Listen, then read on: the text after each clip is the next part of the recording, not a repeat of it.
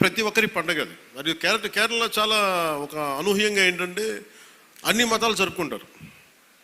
So నా మనసులో కూడా మన సంక్రాంతి అన్ని మతాలు జరుపుకోవాలి. అది ప్రకృతి ఆరాధన నుంచి పుట్టిన మన సంస్కృతి ఇచ్చిన వారసత్వం ఇది. ఈ వారసత్వాన్ని భవిష్యత్ తరాలకి అందించడం మన బాధ్యత. ఈరోజు పీఠికాపురంలో జరుగుతున్న సంక్రాంతి సంబరాలు మనకి భవిష్యత్తులో అందరికీ అలాంటి జ్ఞాపకాలని ఇవ్వాలని మనస్ఫూర్తిగా కోరుకున్నాను.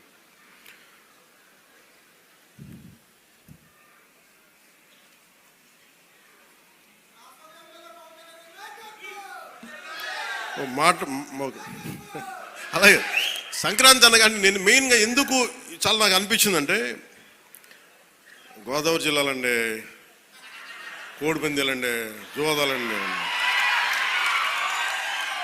సంక్రాంతి తాలూకు అంటే సంక్రాంతి అంటే కోడిపందాలు, జూదాలు, పేకాట. ఓకే, నేను సరదా అదేం కాదంటలేదు, చేసేవాళ్ళని చేసుకోమని చెప్పి నాకు ఇబ్బంది లేదు. కానీ అంటే నేను తెలంగాణ స్నేహితులు కూడా చెప్తా ఉంటాను. హైదరాబాద్ నేనే ఇంట్లో ఉంటే, నేను హైదరాబాద్లో ఉంటే ఇప్పుడు 10 years బ్యాక్ మేము ఎక్కడికి వెళ్తా అంటే మేము భీమవరం వెళ్ళిపోతాం అండి, లేదంటే మేము తూర్పుగోదావరి వెళ్ళిపోతాం. దేనికి అంటే మేము అక్కడ ఈ కోడి పందాలకి ఎంత డబ్బులు వేస్తారని నాకు తెలియదు కూడా తెలియదు. నాకు అప్పుడు అర్థమైంది. అంటే నేను అనేది సంక్రాంతి అంటే కేవలం కోడి పందాలు, పేకాట, జూదం దగ్గరికి పరిమితం అయిపోతే రాంగ్ ఇండికేషన్ వెళ్తుంది సొసైటీకి. ఇంకెక్కడ వెళ్ళాం మనం.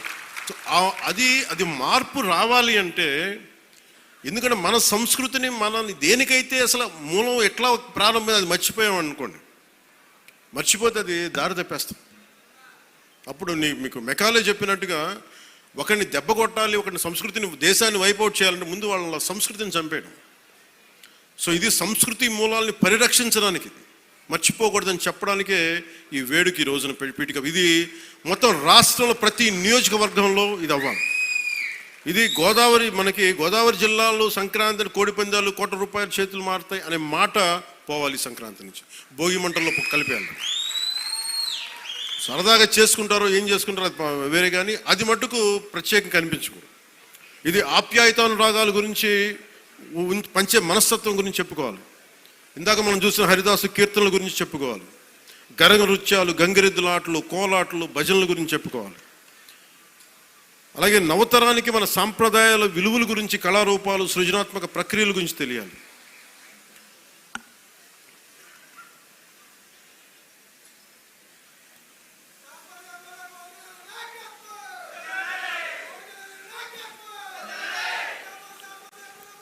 సో నా ఉద్దేశంలో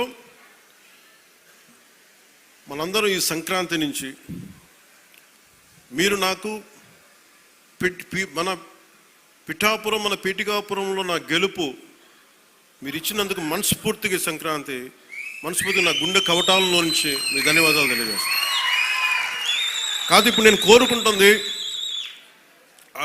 బ్రిడ్జ్ ఇబ్బంది, అక్కడ ట్రైన్ వెళ్తా ఉంది, ఓవర్ బ్రిడ్జ్ కావాలన్నా దాని గురించి కూడా మాట్లాడుతున్నాం. అలాగే ఉప్పాడ తీర ప్రాంత రక్షణ నేను మాటిచ్చాను మత్స్యకారు సోదరులకి నిలబడతానని, దానికి అనుగుణంగా ప్రణాళిక మొదలుపెట్టాం. అలాగే ప్రతి ఒక్క పారిశ్రామికవేత్తలు అందరితో కలిసి పిఠాపురం అభివృద్ధిలో భాగస్వామ్యులుగా అమ్మని చెప్తున్నాం. నేను మీ నుంచి కోరుకుంటుంది,